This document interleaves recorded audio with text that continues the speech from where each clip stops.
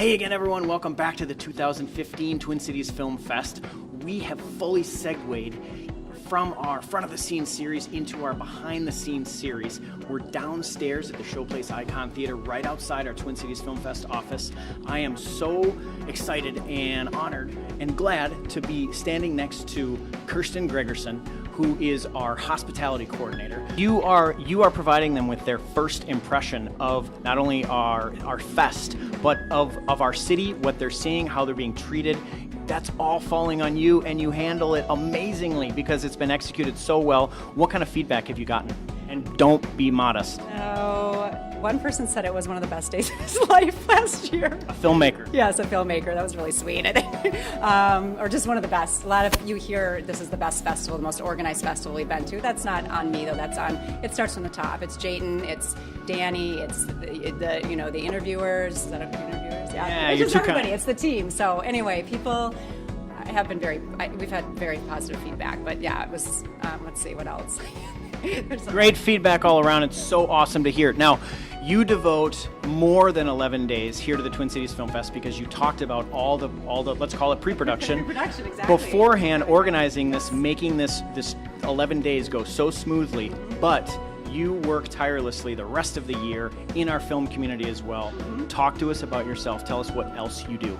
Okay, about 8 years ago, I was a business person. Up until 8 years ago, I decided to try to be an actor, which is kind of crazy. So I've been doing that for 8 years, and I've been lucky. I've been on a number of projects that I'm very proud of. And the last couple years, I also have gotten into casting. So I've been a casting director for 2 feature films, one called The Jingle Dress, which is a Native American film, which I'm very proud of. My friend Stacey Thunder was the lead. And then a film called I Am Not a Serial Killer, which is based on a book of the same name. So. Yeah. Super. Tell us your parting thoughts on being a part of the film community here, because you mentioned to us off camera you considered moving on to a larger market, a different market that has even more film work going on per se, but you've consciously decided to stay here. Yes, I do, and I have a family here. It's where I want to be for raising children, and I'm just hoping more productions come here, and it seems like that's sort of happening. So yes, I feel very blessed here. The community, there's a small community here, but large enough that I'm meeting new people every day, and they're very supportive, and I feel very lucky, and this is where I want to be. And talking about bringing more quality projects here, you're at the front line of doing that with the casting help that you're providing. So great to talk to you, Kirsten. Yes. Thank you for taking time with us. We'll shake on it. This has been our behind the scenes series. We're going to talk to some more volunteers and staff members again, so we will see you back here at the Showplace Icon Theater here at the West End for the 2015 Twin Cities Film Fest. Hey again, everyone. Welcome back to the 2015 Twin Cities Film Fest here at the shops at West End. I was going to say the Showplace Icon Theater, but we're actually across the street outside our VIP mixer lounge that has been set up especially for the Twin Cities Film Fest. We've been in there before. We're now out here in this lounging area on these couches, which is really cool. The backdrop is there. I'm one of your hosts, Doug Sidney. We're continuing with our behind the scenes series. I'm obviously not sitting here alone. I am joined by Mr. Shawn Dunbar. Shawn is our driver. I was going to say lead driver because you're the most experienced with this, so I'm going to say it. Shawn's our lead driver here at the Twin Cities Film Fest.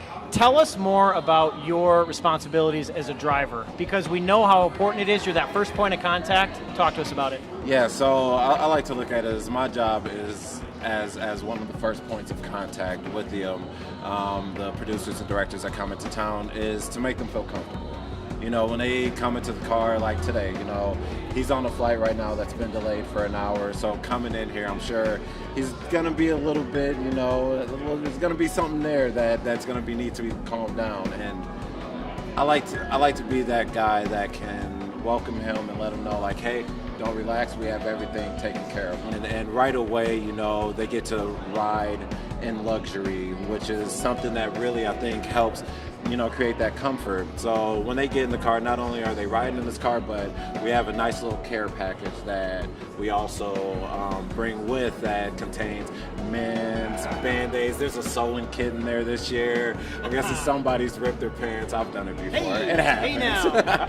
But yeah, there's just a lot of amazing things in there, pretty much everything that they need. Love it. Yeah. Shawn Dunbar, Thanks a million for being with us. We're going to do this. We're going to execute this, and if it doesn't fly, they'll take it out. But this, yeah, love it.